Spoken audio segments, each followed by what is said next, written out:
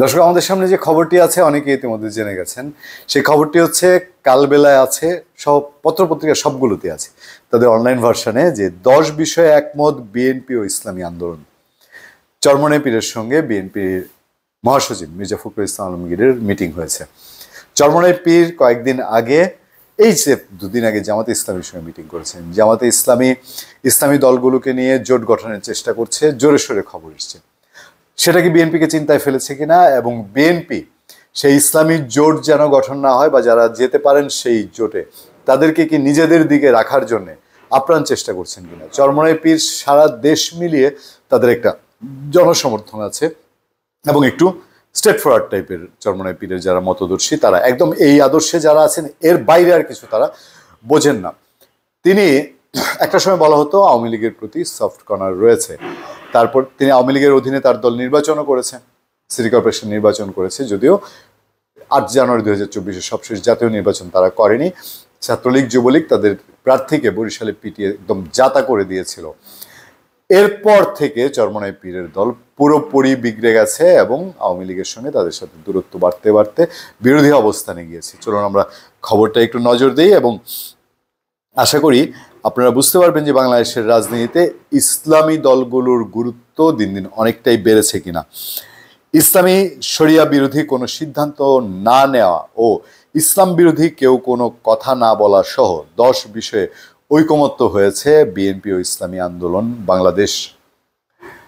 আপনাদেরকে আমি মনে করিয়ে দিই, খেলাফত মজলিস, আমি যদি ভুল না করে থাকি, 96 নির্বাচনের আগে আওয়ামী লীগ একটি চুক্তি করলো, এবং সেই চুক্তি খেলাফত মজলিসের সঙ্গে করার কারণে এবং ইসলামী দলগুলোর সঙ্গে করার কারণে প্রচণ্ড সমালোচনায় পড়লো। কারণ তখন পর্যন্ত আওয়ামী লীগ একটা আবহের মধ্যে ছিল যে তারা আলটিমেটলি ঠিক একেবারে একরোখা ধর্মীয় রাজনীতিতে না।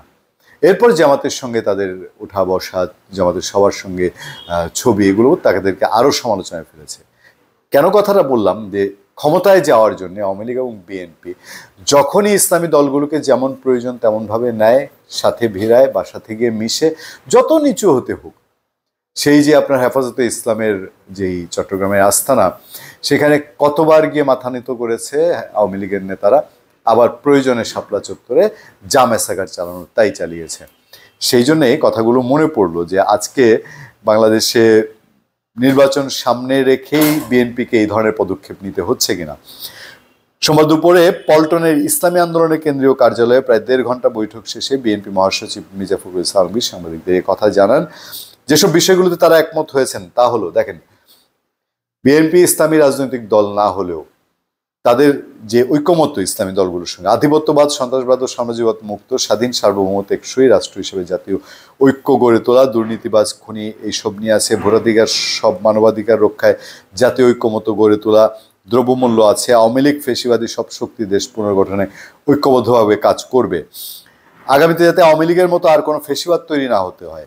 9 হচ্ছে ইসলামী শরিয়া বিরোধী কোনো সিদ্ধান্ত নিব না এবং ইসলাম বিরোধী কোনো কথা কেউ বলবো না।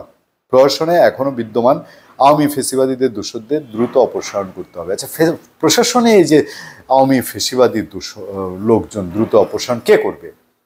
মানে এটা কি অটোমেটিক হবে? আমরা তাকে দেখি না, আল্লাহ যা করে, ভগবান যা করে, ঈশ্বর যা করে, আর এটা কি আল্লাহ ভগবান ঈশ্বর এসে করে দিবে? ব্যাপারটা কি তাই?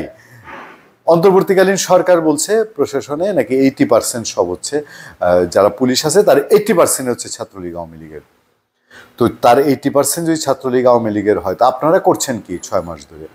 এখন সামনে বিএনপি ক্ষমতায় যেতে পারে, ইসলামী দলগুলো তারাও বলছে যে প্রশাসনে সব আওয়ামী লীগ গিজ করছে। তো দেশে আপনি কি ওই যে উল বাস থেকে কম্বল সারা করবেন? তাহলে দেশে সব যদি আওয়ামী লীগ হয়, প্রশাসনে আওয়ামী লীগ, পুলিশে আওয়ামী লীগ, আপনি বলছেন এই বিভিন্ন সংস্থার মধ্যে আওয়ামী লীগ, তো তাহলে আপনারা কই? আপনাদের লোকজন কি সব এখন হাতে চুরি পরে ঘরে বসে আছে? তা তো না।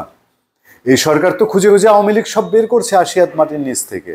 আমি ঠিক এগুলো জানি না, রাজনীতির প্রয়োজনে কখন কি বলে। পরে ইসলামী আন্দোলনের কেন্দ্রীয় কার্যালয়, যেটা শুরুতে বলছিলাম, বৈঠকে বসেন চরমনাই পীর মুফতি সৈয়দ মোহাম্মদ রেজাউল করিম ও বিএনপি মহাসচিব মির্জা ফখরুল ইসলাম আলমগীর।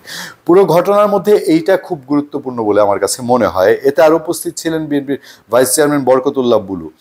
তাদের মধ্যকার কথাবার্তা যে একটা গুরুত্বপূর্ণ বিষয়, কারণ চরমনাই পীর কোন দিকে থাকবেন এটা নিশ্চয়ই বিএনপির জন্য একটা ভাববার বিষয়, বা বিএনপি চায় যে চরমনাই পীরও তাদের সঙ্গে থাকুক। আমরা আরেকটা অপেক্ষায় আছি, জাতীয় পার্টি বিএনপির সঙ্গে থাকুক, এরকম কোনো উদ্যোগ সামনে আসছে?